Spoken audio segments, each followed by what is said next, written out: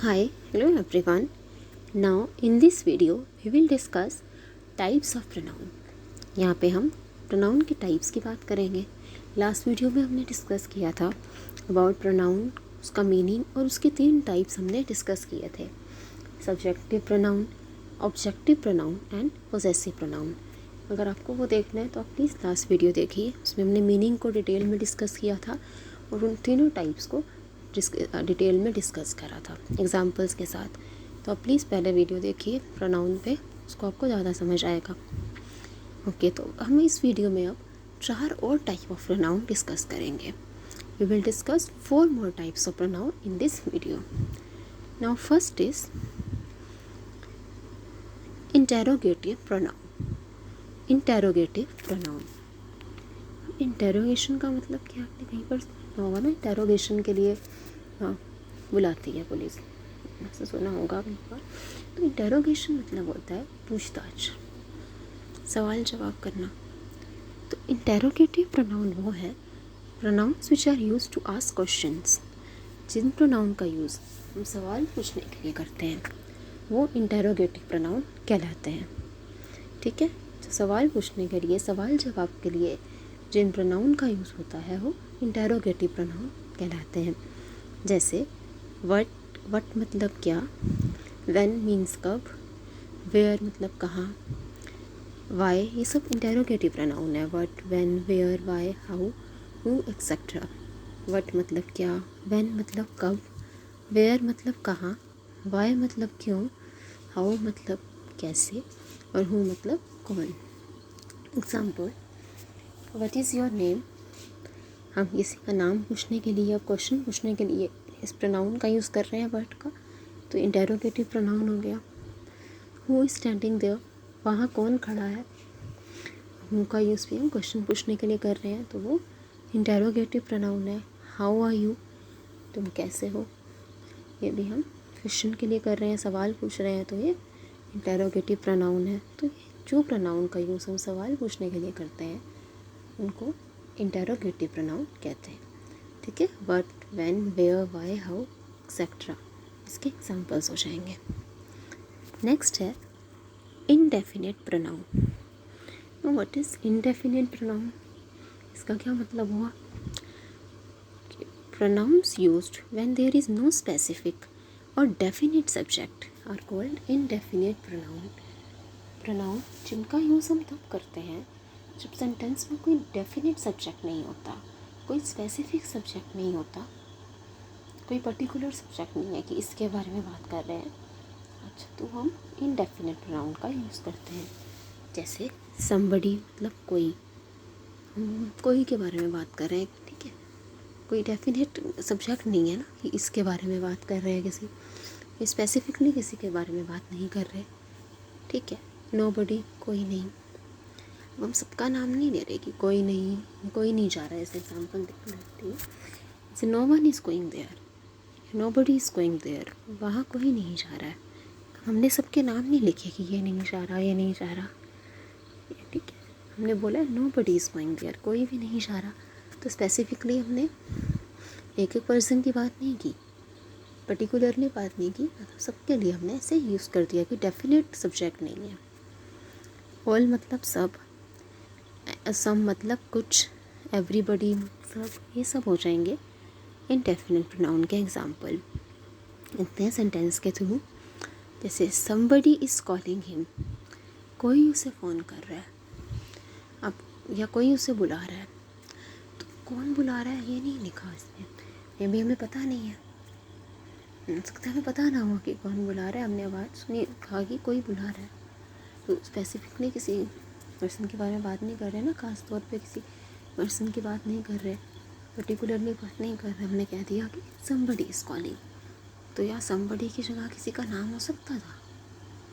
Example, Rahul is calling him, Rahul उसको बुला रहा है, तो नाम की जगह यूज़ हुआ, प्रोनाउन की जगह नाउन की जगह यूज़ हुआ, नाम की जगह यूज़ हुआ, तो ये प्रोनाउन हो गया. इनडेफिनेट क्यों है, क्योंकि हमें पता नहीं है स्पेसिफिकली, खास तौर पे हम किस बारे में बात कर रहे हैं, किसके बारे में बात कर रहे हैं. ऐसे बोल दिया कि somebody is calling him. जैसे few students are present, कुछ बच्चे आज प्रेजेंट हैं। वो भी कुछ बच्चों में कितने बच्चे हो सकते हैं, कुछ बच्चों के नाम हो सकते हैं ना। तो हमने एक ही बच्चे का नाम नहीं लिखा, ख़ास तौर पे किसी की बात नहीं की, स्पेसिफिकली बात नहीं की, ठीक है। तो उस प्रोनाउन का यूज़ कर दिया कि कुछ बच्चे आए हैं, तो वो हो गया हमारा इनडेफिनेट प्रोनाउन। इसकी एग्जांपल है समबडी मतलब कोई, नोबडी कोई नहीं, ऑल सब, सम कुछ, एवरीबडी सब। इसका और एग्जांपल जैसे all students like to go to picnic, सब बच्चों को पिकनिक जाना पसंद है। हमने एक एक बच्चे का नाम नहीं लिखा ना,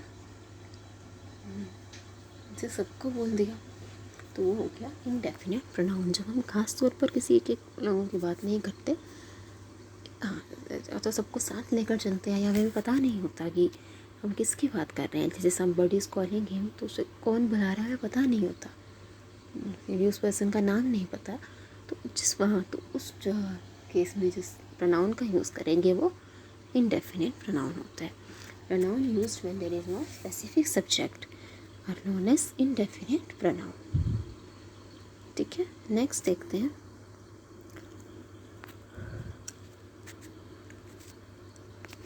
नेक्स्ट है demonstrative pronoun. Demonstrative pronoun, pronouns used to point at something or someone are called demonstrative pronouns. pronoun जिसके थ्रू हम यूज़ करते हैं किसी चीज़ या किसी पर्सन के बारे में इशारा करते हैं या संकेत करते हैं, पॉइंट करते हैं किसी चीज़ के बारे में या किसी इंसान के बारे में, जिन प्रोनाउन के यूज़ से, pronoun use to point at something और समवन, ठीक है, किसी चीज़ के बारे में या किसी के बारे में संकेत देते हैं, जो प्रोनाउन वो होते हैं डेमोन्स्ट्रेटिव प्रोनाउन। इशारा या संकेत करते हैं जिन प्रोनाउन के थ्रू, ठीक है, वो डेमोन्स्ट्रेटिव प्रोनाउन होते हैं। जैसे ही, दिस मतलब यह, दिस, डैट, वो, दीज और दोज। हम देखते हैं दिस इज़ हर वॉच, ये हम वॉच की तरफ इशारा कर रहे हैं, ये घड़ी उसकी है। यह, तो यह किसी घड़ी के बारे में बता रहे हैं, किसी घड़ी की ओर संकेत कर रहा है ना, यह घड़ी उसकी है, तो ये हो गया demonstrative pronoun. This is her watch, जो किसी चीज़ के बारे में संकेत कर रहे हैं, किसी चीज़ पे पॉइंट कर रहे हैं। डैट इज़ माई बैग, वो मेरा बैग है, अब ये बैग के ऊपर पॉइंट कर रहा है, संकेत कर रहा है।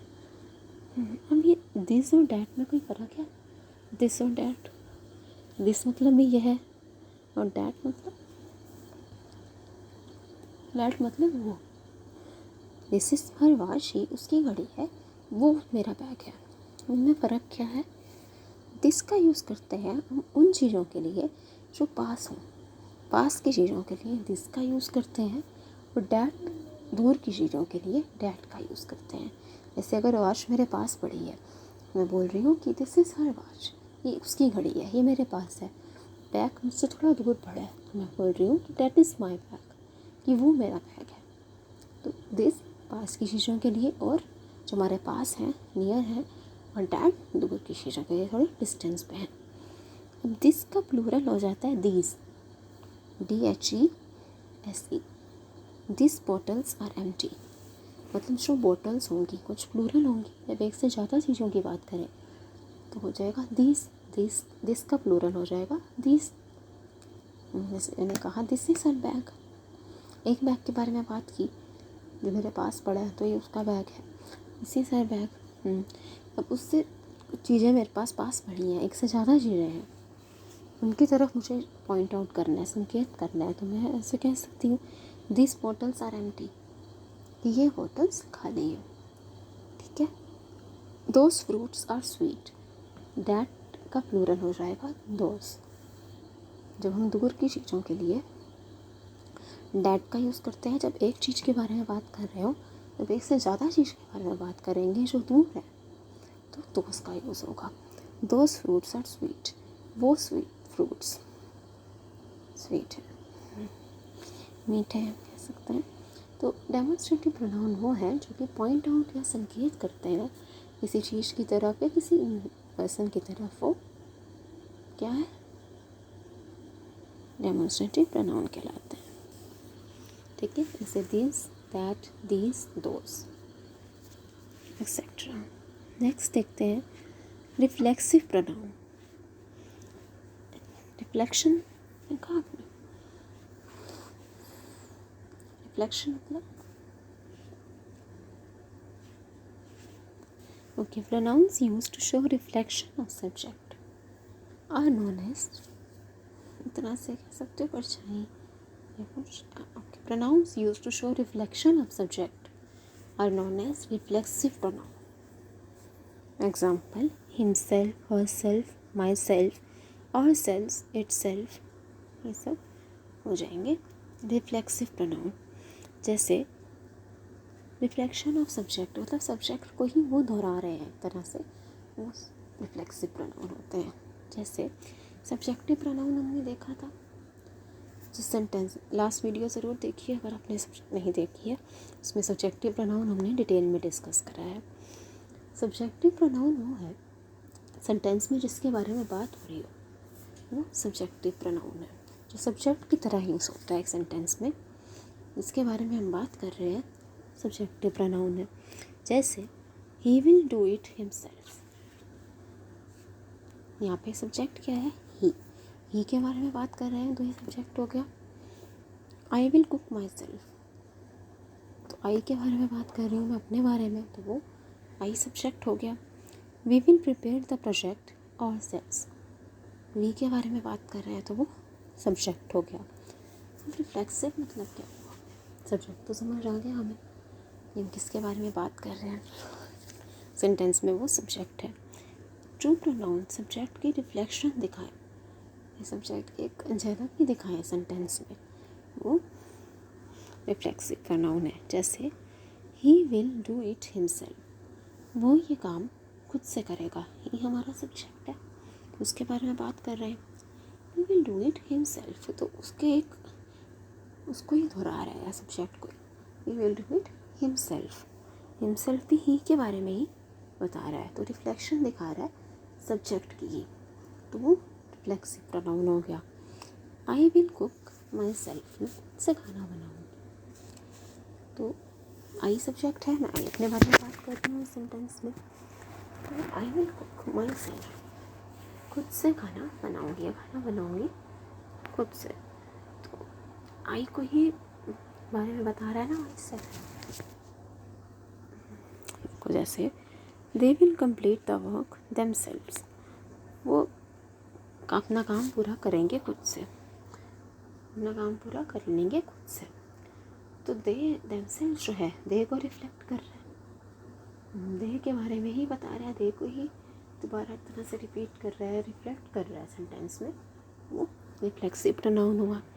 We will prepare the project ourselves, हम खुद प्रोजेक्ट बनाएंगे खुद से, तो ऑन सेल्स वी को ही रिफ्लेक्ट कर रहा है, वी के बारे में बता रहा है, तो वो रिफ्लेक्सिव प्रोनाउन है।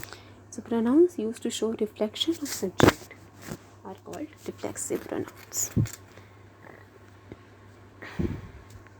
ठीक है, जो सब्जेक्ट के ही दोहरा रहे हैं एक तरह से, वो रिफ्लेक्सिव प्रोनाउन होते हैं।